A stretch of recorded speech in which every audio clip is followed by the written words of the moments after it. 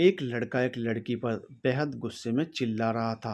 उसे इस बात का ज़रा भी एहसास नहीं था कि जिस लड़की पर वो अपनी आवाज़ उठा रहा है वो माँ बनने वाली है। लड़की बहुत कुछ कहना चाहती थी, कहना क्या चीखना चाहती थी, पर उसकी आवाज़ से पहले गले में अटके आंसुओं ने उसे रोक लिया। वो लड़का चीखा, तूने किया ही क्या है मेरे लिए? मेरे पैसों पर ऐश कर रही है, इस बड़े घर में इस एसी की ठंडी हवा में बैठकर ज़िंदगी काट रही है, और मैं बाहर धूप में जलता हूँ ताकि तू चैन से रह सके। उसे ये समझ नहीं आया कि कुछ तकलीफ़ें ऐसी होती हैं जो बाहर से नहीं अंदर से जला रही होती हैं। सुबह 9 बजे जाता हूँ और शाम के 5 बजे आता हूँ। कभी सोचा है मेरे बारे में? सोचता हूँ घर आकर थोड़ी देर आराम कर लूँगा, पर तुम्हारी और माँ की लड़ाई देखकर मेरा दिमाग ख़राब हो जाता है। और अगर वह तुमसे कुछ कह भी रही हैं, तो अगर तुम कुछ सुन लोगी तो कमी नहीं आ जाएगी। वो लड़की कुछ कहने की कोशिश भी नहीं करती। ये देखकर वो लड़का उसका हाथ पकड़कर अपनी तरफ खींच लेता है और कहता है, तुम इस घर की बहू हो तो एक बहू की तरह रहो। वो लड़की अटकते हुए कहती है, पर माँ तो मुझे एक बेटी बनाकर लाई थी, फिर आज ये फ़र्क क्यों?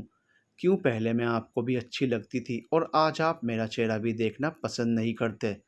फिर गुस्से से कहती है, हाँ, क्योंकि मैं 3 महीने से पेट से हूँ और आप मेरे करीब नहीं आ सकते, क्योंकि इसके लिए तो डॉक्टर ने सख्त हिदायत दी है ना। क्योंकि आप तो सिर्फ अपनी सारी शारीरिक थकान को दूर करने के लिए मेरे पास आते थे, और आपको तो अभी ये बच्चा चाहिए भी नहीं था। ये सुनकर वो लड़का बोला, अब ये तुम बात को कहाँ से कहाँ लेकर जा रही हो? ये हमारी लड़ाई का टॉपिक नहीं था। वह लड़की भी तेश में आकर बोली, भले ही ये सच नहीं है, पर घूम फिर कर बात तो यहीं आ जाती है ना, क्योंकि तुम्हारे ख्याल तो वैसे ही हैं जैसा मैंने अभी बोला है। और माँ भी मुझे हर बार इस चीज़ के लिए ताने देती है, क्योंकि मेरी किसी ख्वाहिश की और मेरी कोई वैल्यू नहीं है यहाँ। ये सब सुनकर लड़का कुछ पल के लिए चुप रह जाता है। उसकी आंखों में न समझने की झलक थी, न पछतावे की, बस झुंझलाहट थी।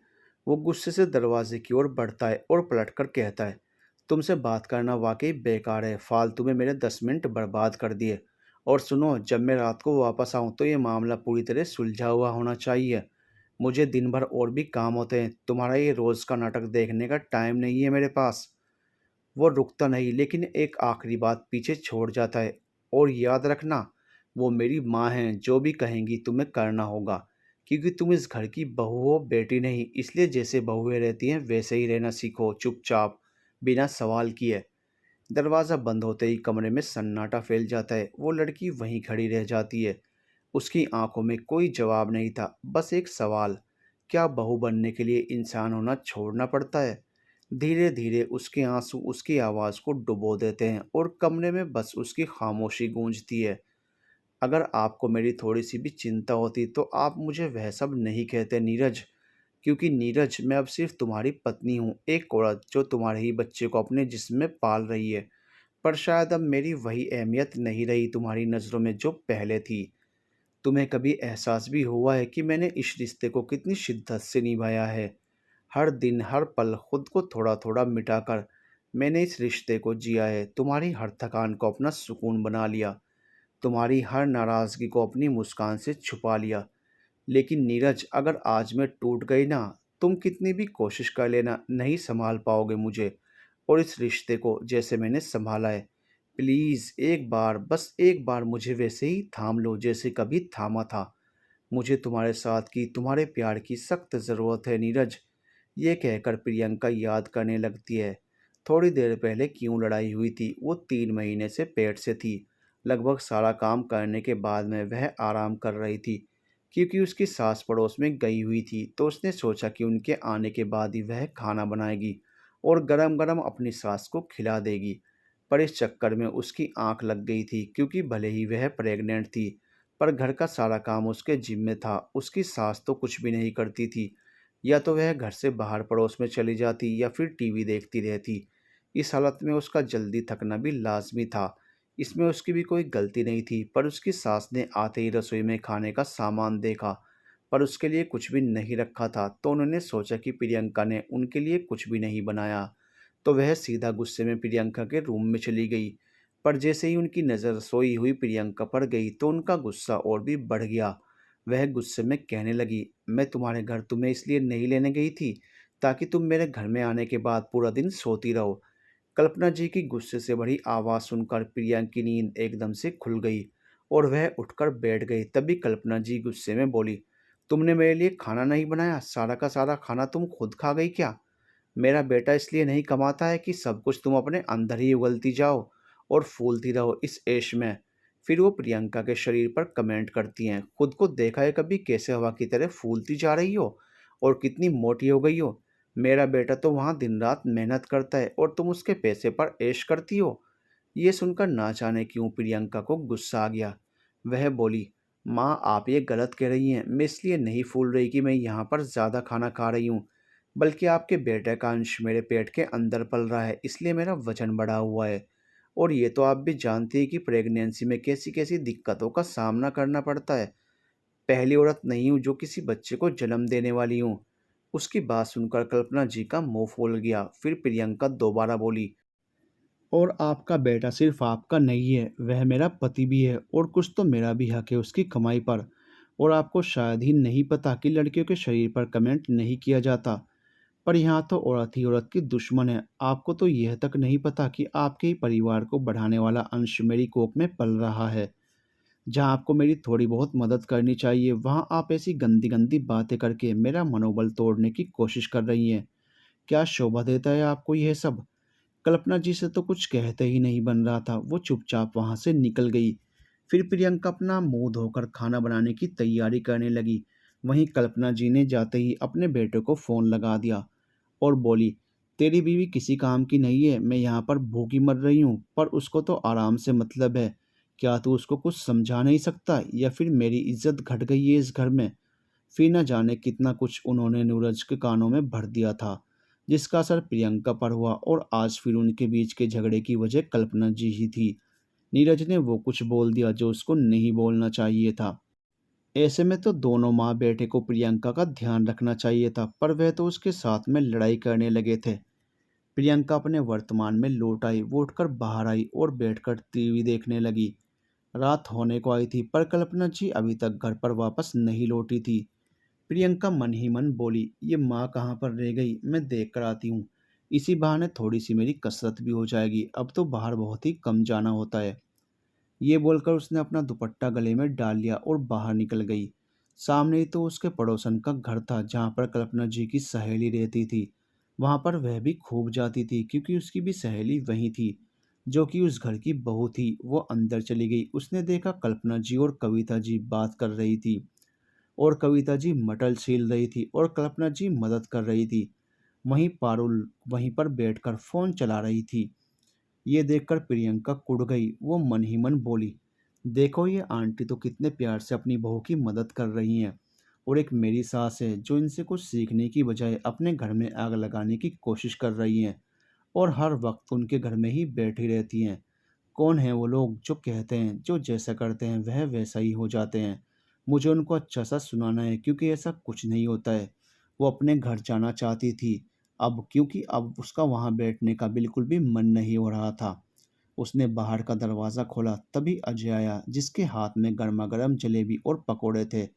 अजय बोला, अरे भाभी जी आप कहाँ जा रही हैं? आपको तो अब अंदर आना ही होगा, क्योंकि मैं पारुल के लिए जलेबी और पकोड़े लेकर आया हूँ, क्योंकि उसका बहुत मन कर रहा था खाने का।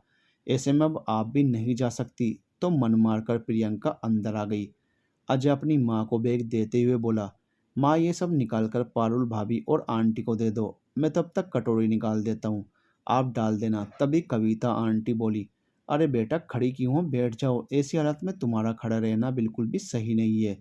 कितना नरम स्वभाव था अजय का, जो अपनी बीवी को बिल्कुल भी परेशान नहीं कर रहा था और अपनी माँ की मदद भी कर रहा था। यह देखकर प्रियंका की आंखें छलक उठी। उसकी आंखों के आगे नीरज का व्यवहार आ गया, और कविता आंटी का, जो कितने प्यार से उसको अपना ध्यान रखने के लिए कह रही थी। जलन का हो या कुछ और, उससे वहाँ बैठा नहीं जा रहा था, इसलिए वो बोली, उससे जलेबी की खुशबू बर्दाश्त नहीं हो रही है, इसलिए वह वहाँ से जाना चाहती है। तो कविता जी ने भी उसको नहीं रोका, क्योंकि ऐसी हालत में ऐसा होता ही है, क्योंकि हर चीज़ अच्छी नहीं लगती, किसी स्पेसिफिक चीज़ की स्मेल को देखकर उबकाई आने लगती है। वो अपने घर आ गई। पीछे पीछे कल्पना जी भी आ गई। वो जाकर सोफे पर बैठ गई और बोली, मेरे लिए पानी लेकर आओ। ये सुनकर चुपचाप प्रियंका ने पानी दे दिया और किचन में आकर काम करने लगी। कुछ देर बाद नीरज अभी घर पर आ गया। उसने कल्पना जी से कहा, माँ बहुत भूख लगी है, खाना दे दो, बाहर भी कुछ खाकर नहीं आया। उसने ये बात तो प्रियंका को ही कही थी, पर अपनी अकड़ के चलते हुए प्रियंका से अपना काम नहीं करवाना चाहता था, इसलिए उसने अपनी माँ का सहारा लिया। ये सुनकर प्रियंका भी समझ गई। वो उठकर खाना लगाने लगी। कल्पना जी और नीरज खाना खाने लगे, पर प्रियंका वहीं सोफे पर बैठ गई। उसका खाना खाने का मन नहीं था। नीरज ने अभी खाना भी नहीं खाया था कि तभी उसके फ़ोन पर किसी का फ़ोन आ गया। फ़ोन में हो रहे फ्लैश नंबर को देखकर उसके चेहरे पर मुस्कुराहट आ गई। उसने तुरंत अपना खाना छोड़कर फ़ोन उठा लिया। फ़ोन पर निधि दीदी का फ़ोन था। नीरज चहकते हुए बोला, कैसी हो दीदी, सब ठीक तो है ना? आप कब आओगी घर पर, हम सब आपको बहुत याद करते हैं। यह सुनकर निधि बोली, बहुत जल्दी आऊँगी छोटे, और अभी तो मेरे पास तेरे लिए खुशखबरी है। तू मामा बनने वाला है बहुत जल्द। हमारे घर भी छोटा बच्चा आएगा।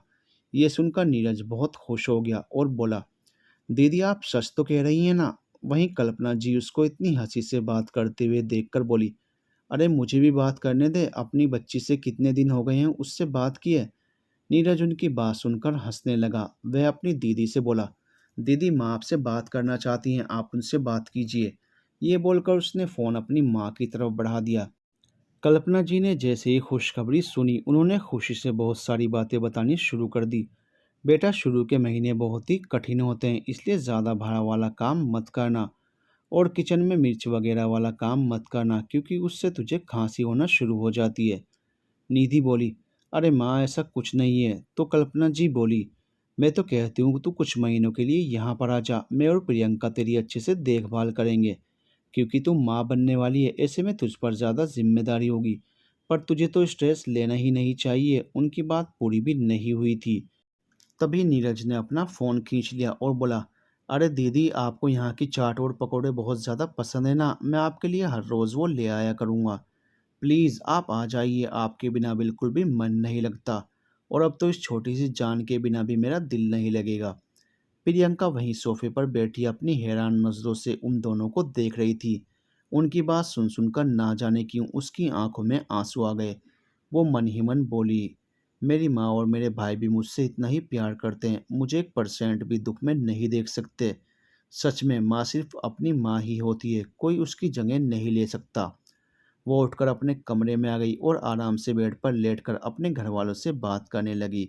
वहीं बाहर निधि बोली, अगर तुम इतना फोर्स कर रहे हो तो मैं आ जाती हूँ, और जैसा तूने कहा है वैसा होना भी चाहिए। नीरज के तो पैर जमीन पर नहीं पड़ रहे थे।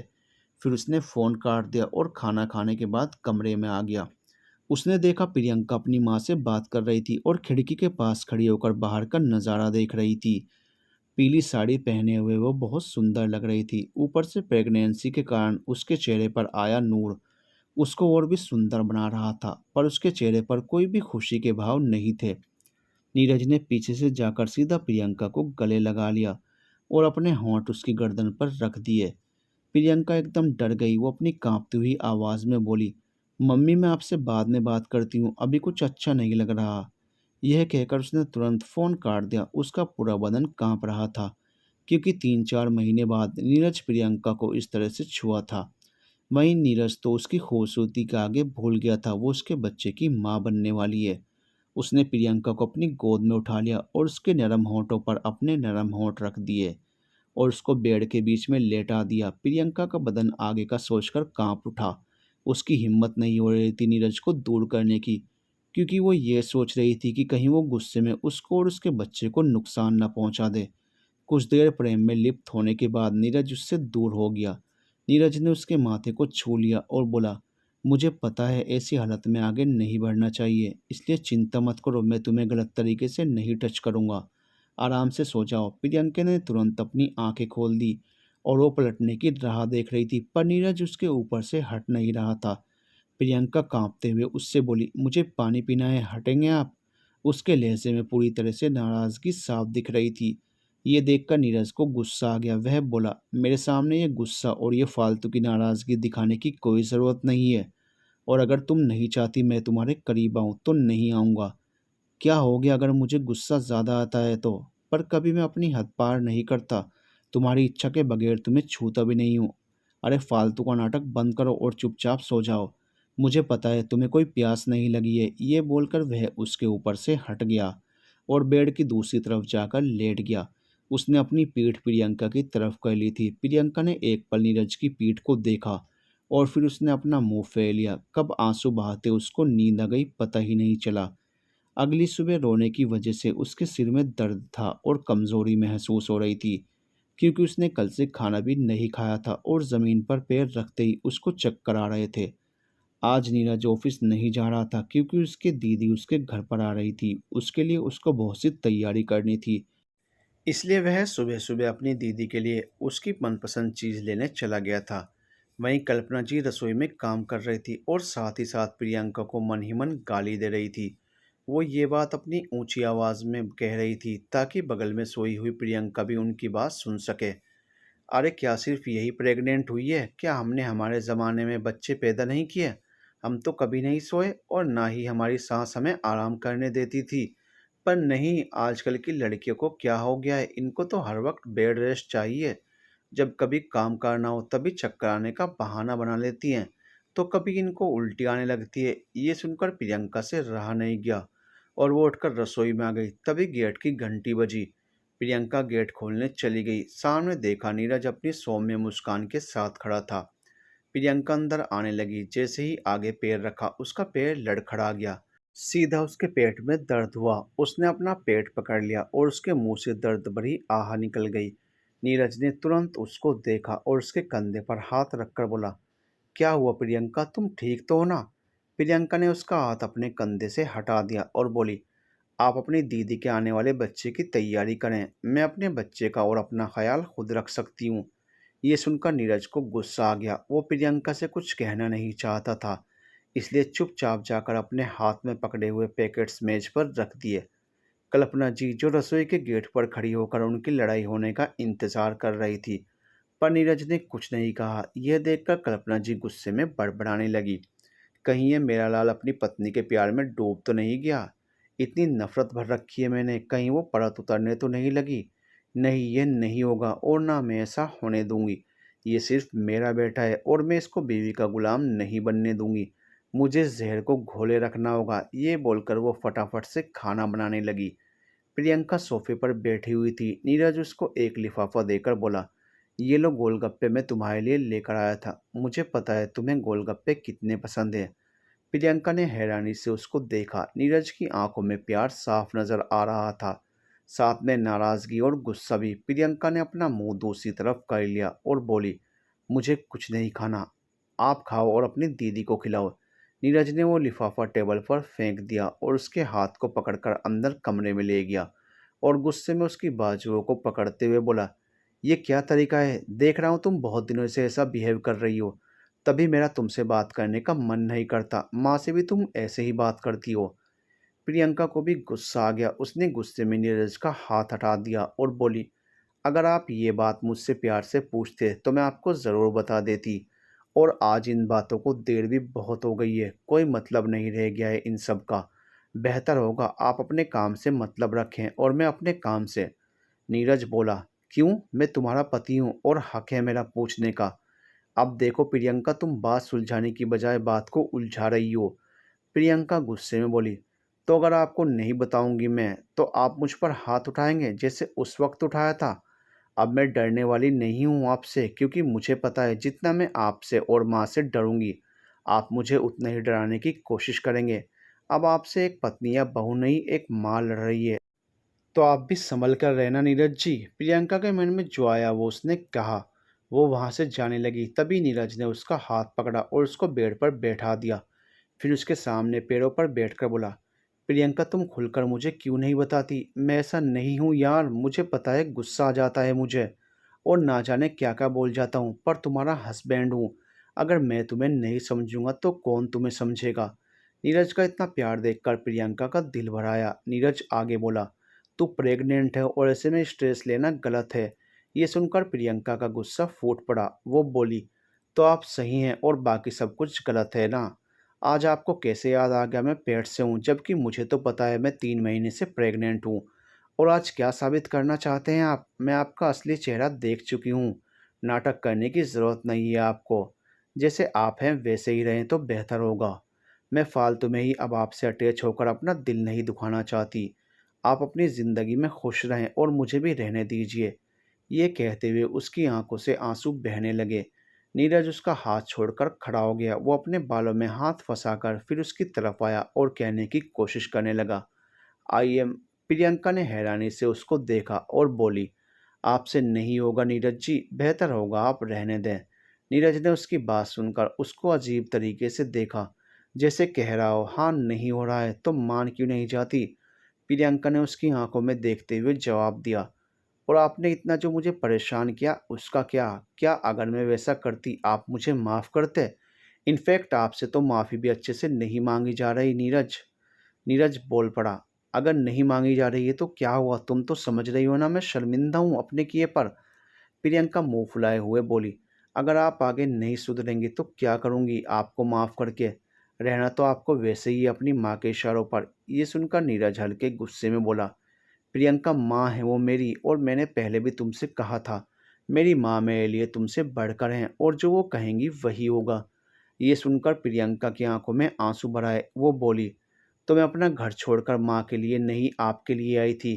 किसी और के भरोसे पर नहीं आई थी। मैं आपकी माँ के साथ सुख दुख के फेरे नहीं लिए थे, आपके साथ लिए थे। ये बात आपको अभी समझ नहीं आएगी। भगवान न करे जब मेरी वाली कंडीशन आपकी बहन पर और बेटी पर बीतेगी तब आपको पता चलेगा। ये बोलकर वो फटाफट से वॉशरूम में घुस गई। नीरज उसकी पीठ देखता रह गया। प्रियंका ने एक एक बात बिल्कुल सही कही थी।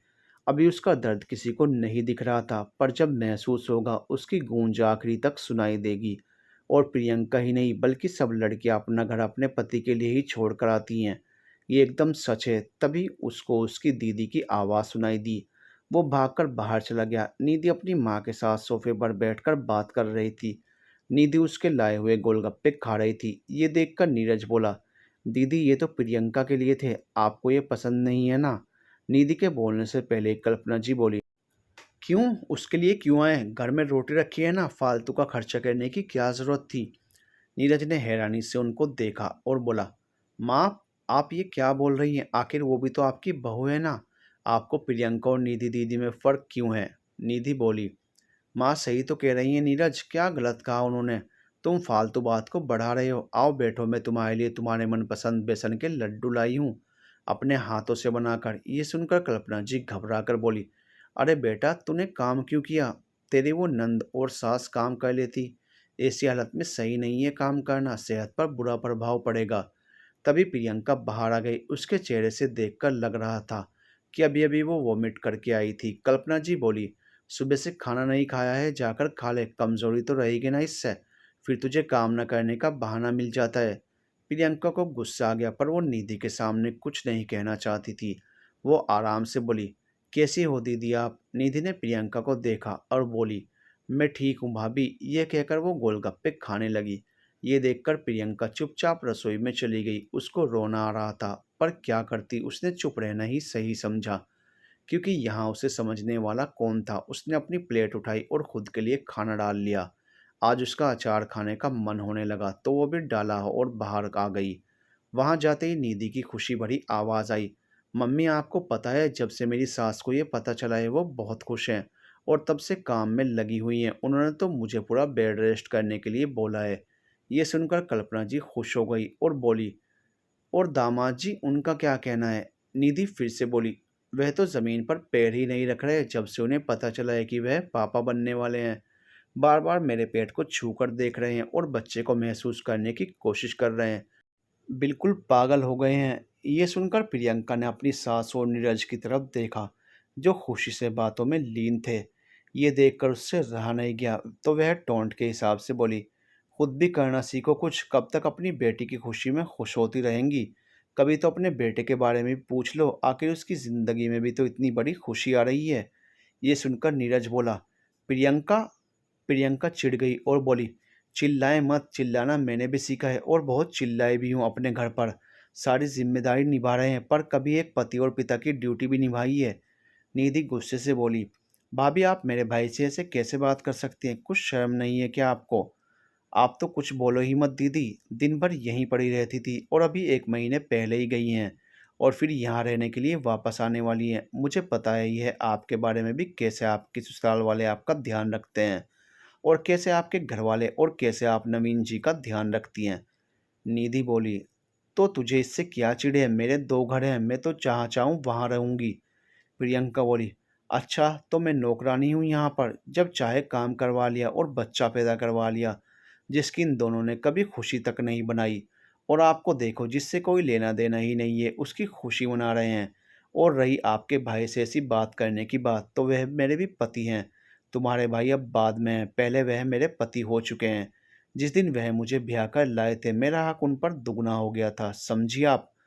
आप सिर्फ अपने घर को संभालें, हमारे घर में बोलने की आपको कोई ज़रूरत नहीं है। कल्पना जी बोली, ऐसे कैसे नहीं बोलेगी? ये मेरी बेटी है और पूरा पूरा हक है उसका यहाँ पर। प्रियंका बोली, और मेरा? कल्पना जी बोली, तुम इस घर की बहू हो और ये बेटी।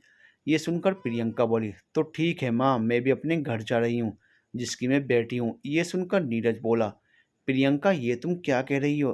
प्रियंका बोली, अब तक आप बड़ा चुपचाप सुन रहे थे, अब क्या हो गया? 2 वक्त की रोटी तक नसीब नहीं होती मुझे यहाँ और आप सोच रहे हैं मैं रह जाऊँ? वो दिन भी मुझे दूर नहीं लगता जब आप कहेंगे इस बच्चे को भी पेट में मार दे। ये सुनकर नीरज ने प्रियंका की गाल पर थप्पड़ मार दिया।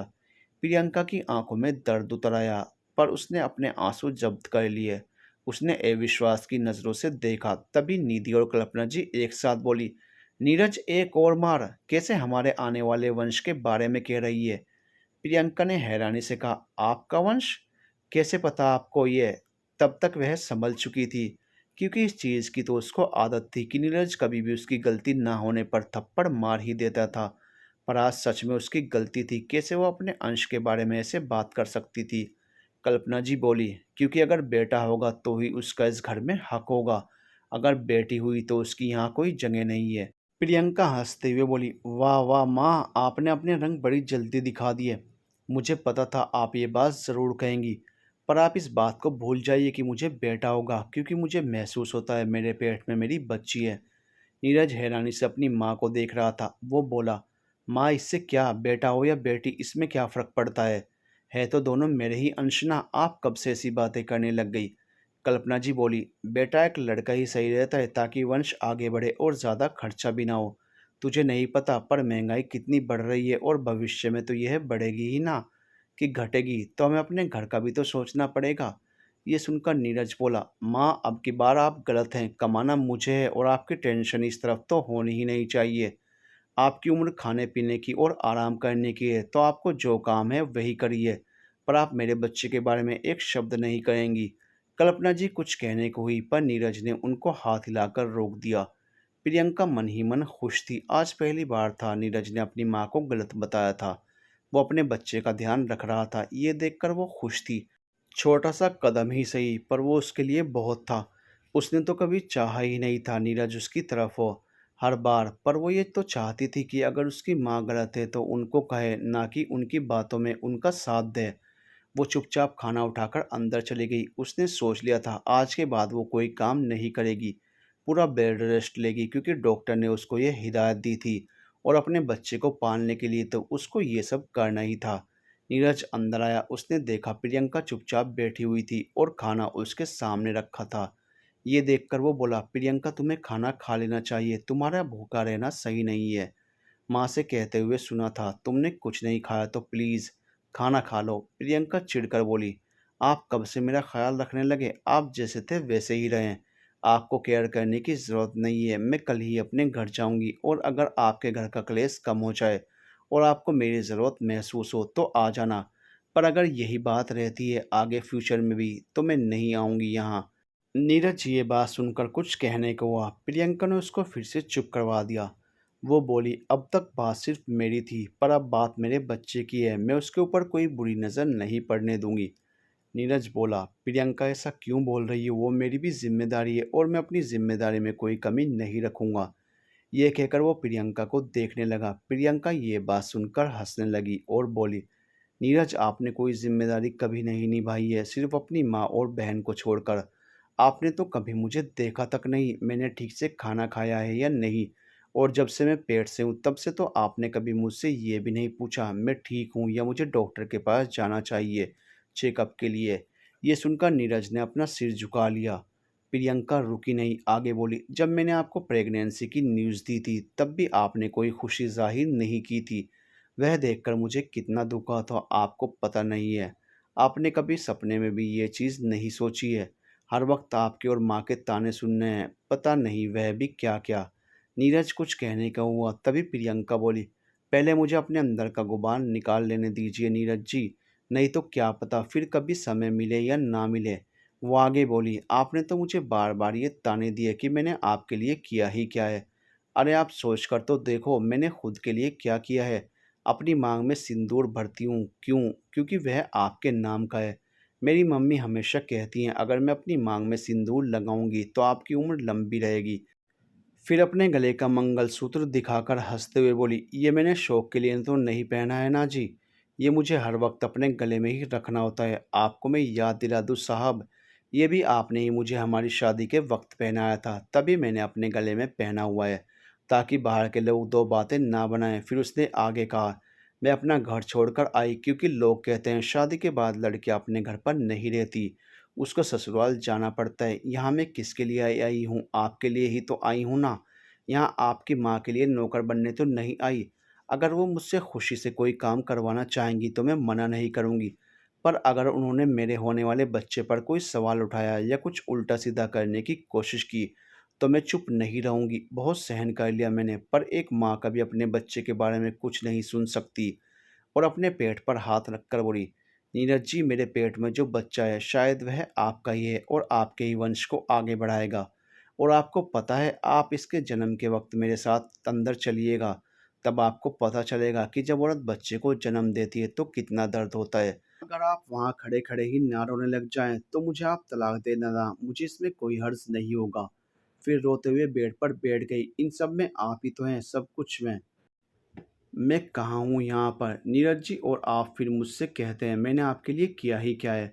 अरे सब कुछ तो त्याग दिया मैंने अपना सिर्फ आपके लिए। फिर उसने अपने आंसू साफ किए और बोली, अरे मैंने तो आपके घर को संभालने के लिए अपनी नौकरी तक छोड़ दी क्योंकि ये चीज़ आपको पसंद नहीं थी। मैंने तो पूरी तरह से आपके घर में एडजस्ट करने की कोशिश की, पर आपने क्या किया नीरज। नीरज की तो ये सब सुनकर आंखें ही नम हो गई थी, उससे कुछ कहते हुए ही नहीं बन रहा था। प्रियंका ने जो कुछ भी कहा था वो एकदम सच था और एक एक शब्द में सच्चाई थी।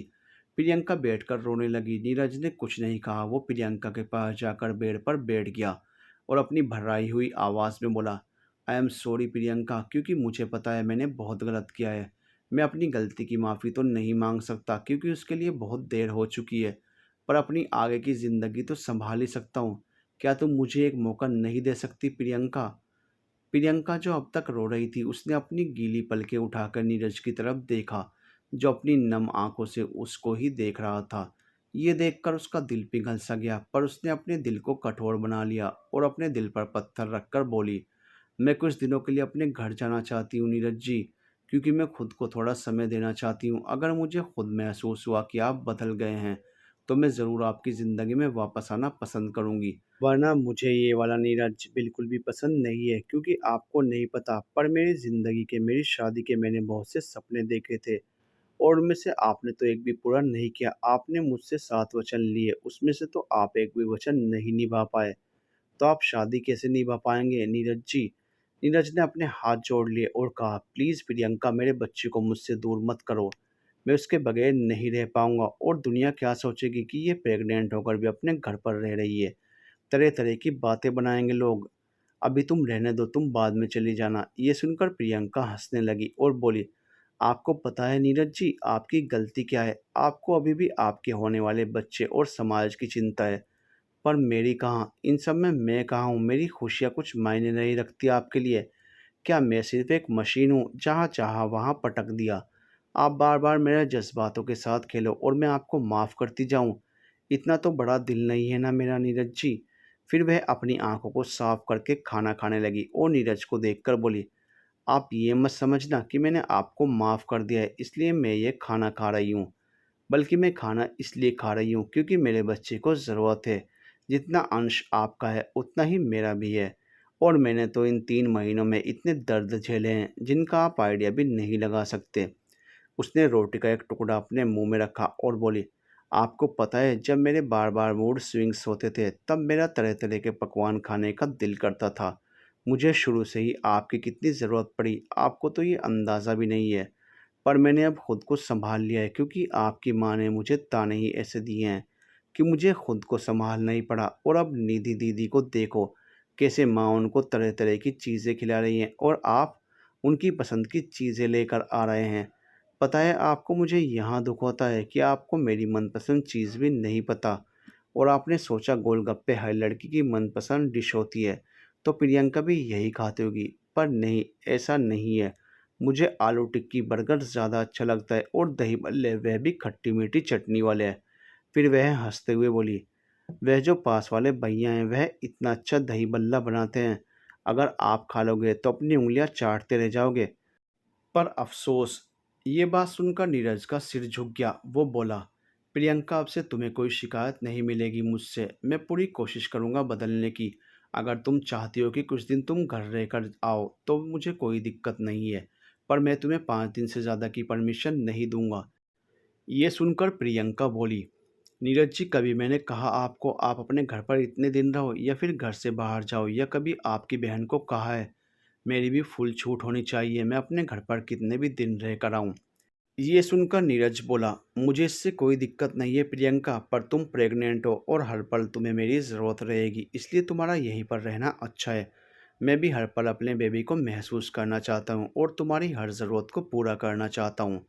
ये सुनकर प्रियंका ने कुछ सोचा और बोली, ठीक है नीरज जी, मैं आपकी यह बात मान लेती हूँ, वैसे भी इसमें मैं कम नहीं जाऊँगी। अब तक आपकी बात मानती आई हूँ तो अब भी मानूंगी। नीरज भी ये सुनकर खुश हो गया। वो तुरंत बाहर चला गया। कुछ ही देर में उसके हाथ में 2 अलग-अलग पैकेट थे, जिसमें उसने आलू टिक्की, बर्गर और दही बल्ले पैक करवाए हुए थे। उसके हाथ में सामान पकड़ा हुआ देखकर कल्पना जी बोली, अरे तू इतनी जल्दबाजी में कहाँ गया था? मैं तुझे आवाज़ लगाती रह गई पर तूने सुना ही नहीं। To be continued.